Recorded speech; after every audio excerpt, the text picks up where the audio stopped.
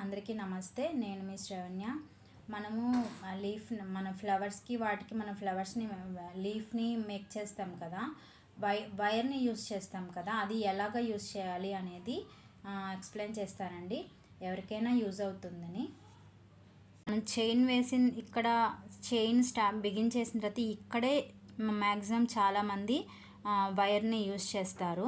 అలా కాకుండా నేను సెకండ్ రౌండ్లో మనం సింగిల్ చైన్ తీసుకొని 2 రింగ్స్లో నుంచి మనం 2 లూప్స్ ఉంటాయి కదండి, 2 లూప్స్లో నుంచి మనము వైర్ని తీసుకోవాలి.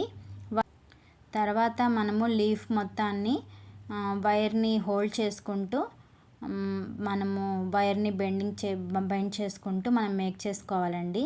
లీఫ్ మొత్తం ఇలాగే పెటల్ అనేది చాలా నీట్గా లీఫ్ నీట్గా క్లియర్గా ఉంటుంది.